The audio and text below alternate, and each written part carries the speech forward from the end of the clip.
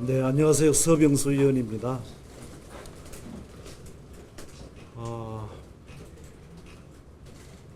우리 국민의힘의 비상대책위원회 구성에 관해서 전국위원회 의장의 입장으로 오늘 저의 생각을 말씀을 드리고자 합니다.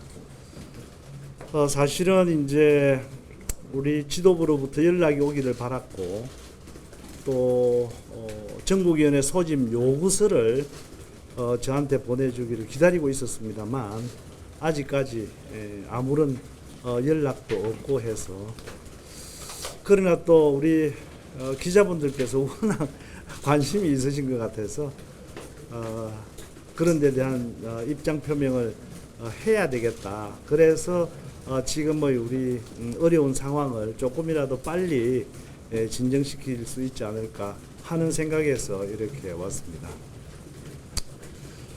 먼저 저는 지금 이 시간부로 전국위원회 의장직을 내려놓습니다. 전국위원회 의장직을 내려놓는다는 것은 상임전국위원회 의장 그리고 전당대회 의장까지도 내려놓겠다는 이야기입니다. 그 직을 사퇴하겠다는 이야기입니다. 저는 일관되게 직무대행 체제로 가는 것이 옳다. 그리고 비상대책위원회 체제로 가는 것은 잘못이다라고 일관되게 주장을 했었습니다. 그러나 어제 이제 의총에서 비상대책위원회로 가는 것이 결론이 났습니다. 그래서 제 소신과 생각을 어떻게 하면 지키면서도 당에 불편을 주거나 또 당의 지도부가 가는 방향에 걸림돌이 되지 않을 수 있는 방향이 있을까 하는 것을 고심한 끝에 이렇게 저희 직을 내려놓는 것이 타당하다, 이런 결론을 내렸습니다. 네, 그 점이 이제 저희들 사실은 이준석 대표가 이미 비상대책위원회 자체에 대해서 비상대책위원들을 한 분 한 분 가처분 신청을 했지 않습니까?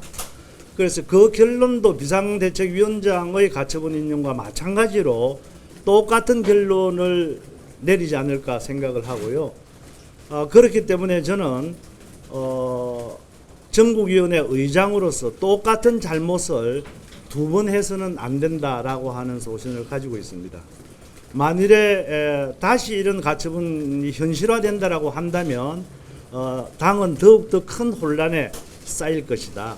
빨리 정리를 해야 된다. 그래서 직무대행 체제가 맞다라고 이야기한 것이고요. 처음에 이제 상임전국위원회, 전국위원회를 열어서 비상상황이라고 하는 것을 규정을 우리 상임전국위원회에서 했습니다. 그리고 비상대책위원장을 직무대행이 임명할 수 있는 조항을 넣어서 그러한 어떤 하자가 해결될 수 있다, 치유될 수 있다라고 생각을 해서 여기까지 결론이 나 있습니다만은 결국에는 법원의 판단이 잘못된 것이다, 무효다, 이렇게 이제 판결을 내린 거 아니겠습니까?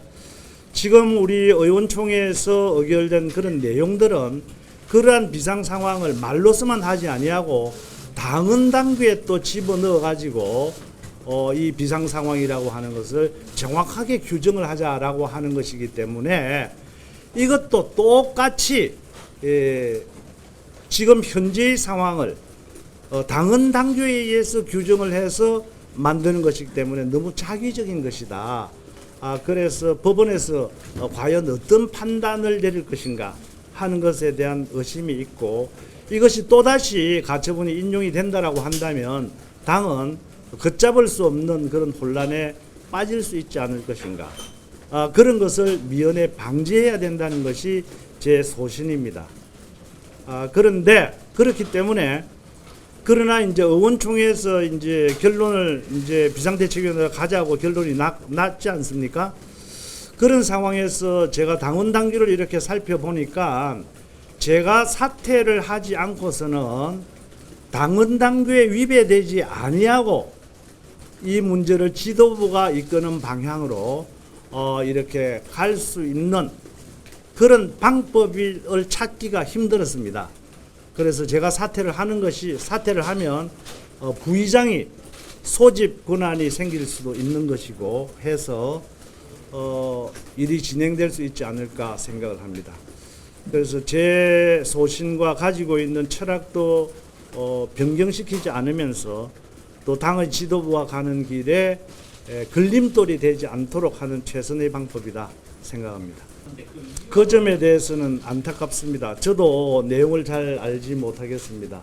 언론을 통해서 보면 저에게 다각도로 연락을 하고 있다, 또는 그 소집 요구를 곧 할 것이다.